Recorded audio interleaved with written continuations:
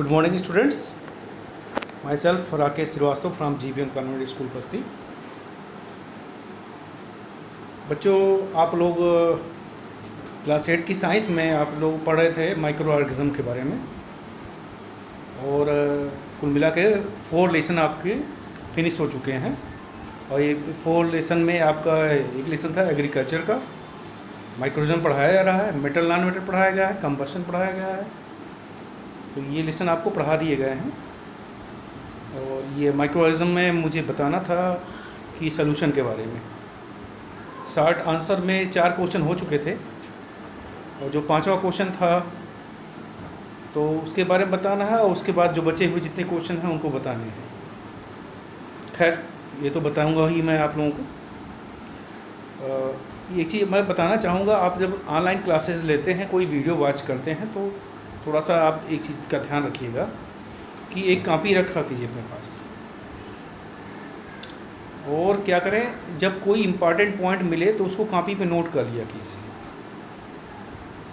Video को pause कर लीजिए, और पॉज करने के बाद जो इम्पॉर्टेंट पॉइंट मिल रहे हैं उसको नोट कर लिया कीजिए, फिर आगे उसको कंटिन्यू कीजिए वीडियो देखें। इससे आपको स्टडी करने में फर्दर बड़ी आसानी मिलेगी और कोई आगे परेशानियाँ नहीं आएंगी। खैर, अभी जब तक ऑनलाइन क्लासेस चलेंगे तब तक तो ये वीडियो चलेगा ही चलेगा। ये इस तरह से आपको पढ़ाई करनी ही पड़ेगी। अभी देखिए, अभी 31 मई तक तो लॉकडाउन ही है, जुलाई तक शायद स्कूल खुले, और खुल जाता तो एक उपलब्धि होगी, नहीं तो आप लोगों को ऑनलाइन क्लास तो अभी पढ़ने ही पढ़ने हैं।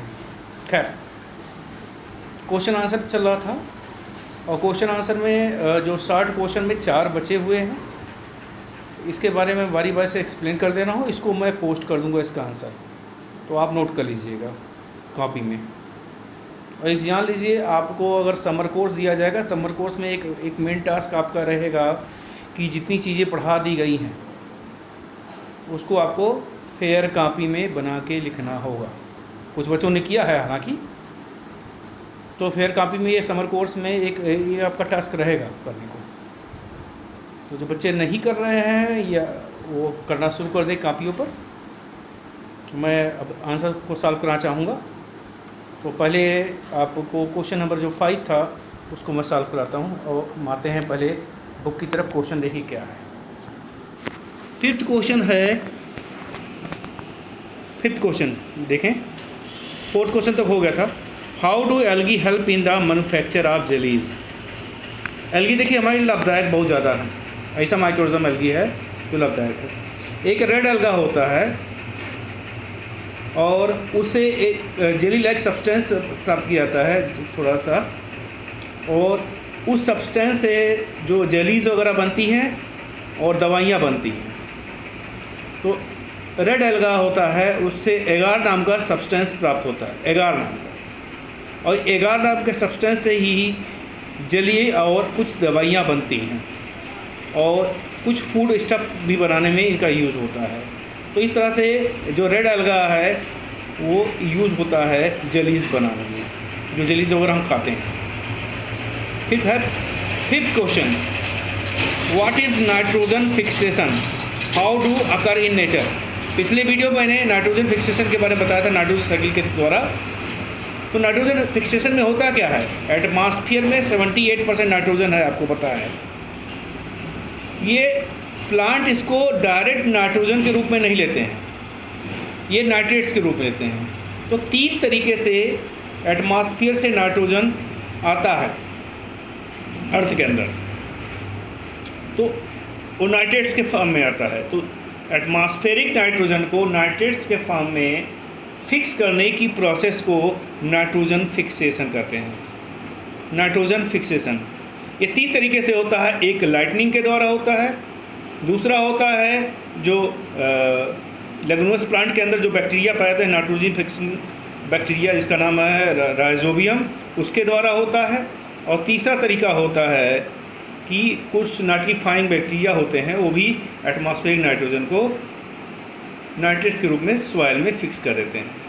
तो 3 तरीके से होता है। इसका भी आंसर मैं पोस्ट कर दूंगा। हाउ डू, फिर 7th क्वेश्चन है, how do bacteria and fungi help the keeping the environment clean. देखिए, इसका भी आंसर मैं बता दूं। बैक्टीरिया फंजाई बहुत अच्छे डिकम्पोजर होते हैं। अब डिकम्पोजर क्या होते हैं आपने पिछले क्लासेस में पढ़े होंगे। जब प्लांट और एनिमल डेड हो जाते हैं तो इन पे बैक्टीरिया और फंजाई जैसे माइक्रोऑर्गेनिज्म उस पर एक्शन करते हैं और उनके छोटे छोटे टुकड़े कर देते हैं, सिंपल मॉलिक्यूल में तोड़ देते हैं और इससे ये मैन्योर बन जाता है, खाद वगैरह बनता है, ह्यूमस बनता है।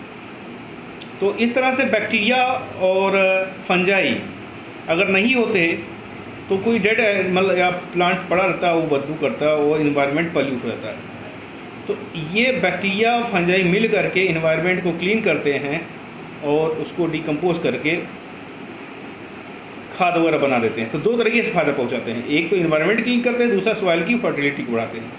इसका भी आंसर मैं सेंड कर दूंगा। List some method of food preservation. ये फूड को प्रिजर्व कैसे करेंगे ये तो भी मैंने बताया था पिछली वीडियो में। उसमें कई तरीके हैं फूड प्रिजर्वेशन के।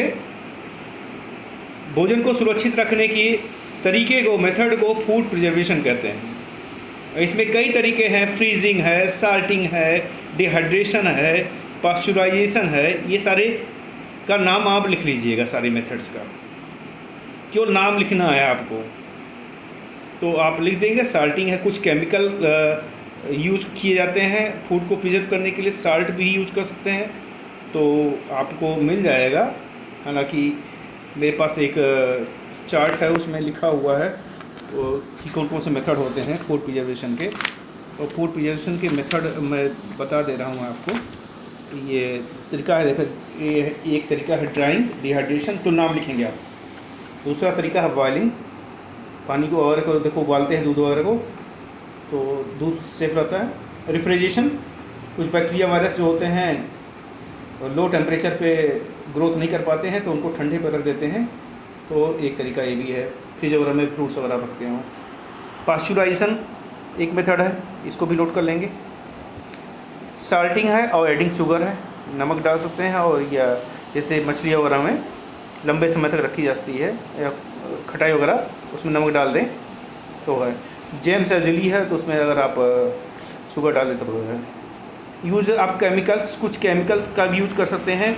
जैसे कुछ केमिकल के नाम हैं, जैसे एक है पोटेशियम मेटासल्फेट, बहुत अच्छा ये केमिकल होता है जिससे फूड लंबे समय तक प्रिजर्व रहता है। इसमें खैर आपको केवल नाम लिखने हैं, आप केवल इतने नाम लिख लीजिएगा, 6 नाम लिख देंगे जो बताया मैंने। कैनिंग है, पैकिंग भी है, उसके द्वारा भी कर सकते हैं, ये भी तरीके हैं। तो कई 7 तरीके हैं, इसमें से कोई 5 आप लिख लेंगे। तो ये आपका शॉर्ट आंसर हो चुके हैं। अब आएगा लॉन्ग क्वेश्चन। लॉन्ग क्वेश्चन है what is different type of microorganism, right about their types, structure and nutrition. तो आपको जब मैं पहला लेक्चर दिया था माइक्रोऑर्गेनिज्म पे, उसमें दिया था 5 तरह के माइक्रोऑर्गेनिज्म होते हैं। उन 5 के नाम लिखोगे, 5 टाइप के, और उसमें आपको क्या करना होगा, उनके केवल 2 का चाहे वायरस ले लीजिएगा, चाहे अलगी ले लीजिए, चाहे फंजाई ले लीजिएगा, उसके टाइप्स लिख देंगे, उसका स्ट्रक्चर बना देंगे। हमने फंजाई का स्ट्रक्चर बनवाया था और बैक्टीरिया का बनाया था, तो आप बैक्टीरिया का ले लीजिए, बैक्टीरिया फंजाई ही ले लीजिएगा, ठीक रहेगा। और कैसे न्यूट्रिशन करते हैं, न्यूट्रिशन का तरीका भी बताया था मैंने, तो इसका आंसर आप कर लेंगे कापी पे। इसको मैं नहीं लूँगा, इसको मैंने बताया है, मैं इसको वहीं पोस्ट करूँ। पोस्ट तो वही आपके जो ऊपर के क्वेश्चन है वो पोस्ट करूँगा, इसको आपको सेल्फ करना है। राइट अबाउट द बेनिफिशियल और हार्मफुल बैक्टीरिया, कौन से बैक्टीरिया यूज़फुल हैं, कौन से हार्मफुल हैं, इसके बारे में भी आपको लिखना होगा। तो इसको कर लेंगे तो इस तरह से।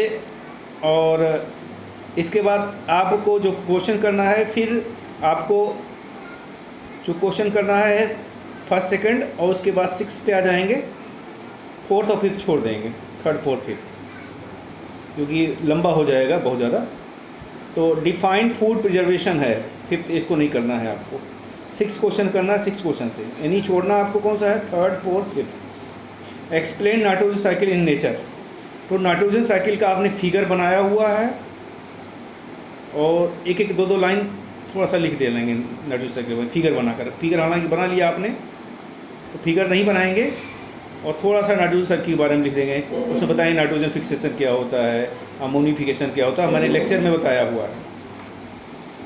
और लास्ट जो क्वेश्चन होगा, what are disease causing microorganism in plant, animals and human.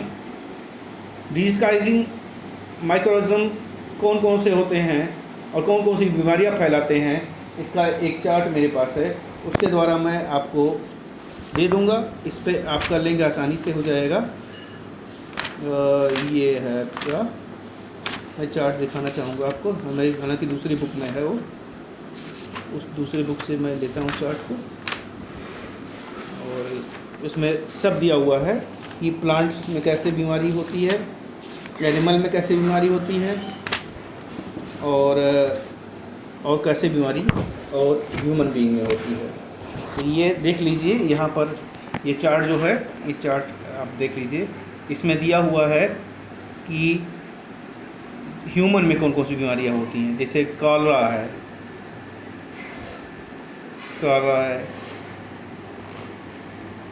Typhoid है, ये बैक्टीरिया के कारण हो रहा है। ट्यूबरकुलोसिस, दो बीमारी सबका लेते हैं, 2 बैक्टीरिया के लिए देंगे, 2 वायरस का लेते हैं। एक वायरस का यहाँ मीजल्स है, और ये भी वायरल डिजीज़ है, और ये 2 प्रोटोजोआ का क्यों ले देंगे।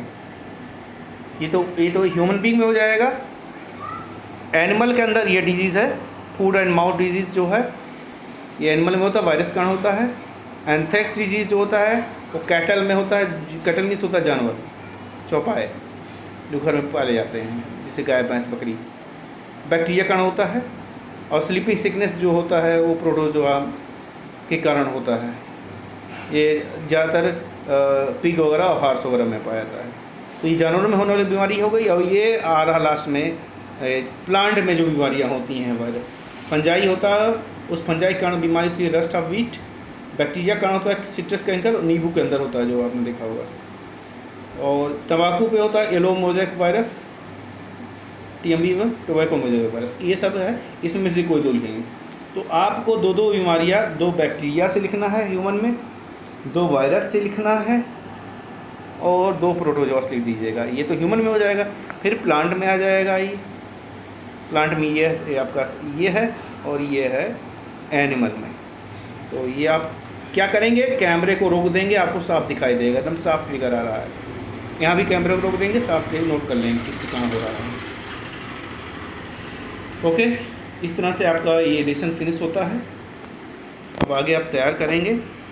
तो इस तरह से लेसन फिनिश हो गया है आपका, और प्रयास करेंगे सारी चीज़ों को वर्क पूरा करने के लिए।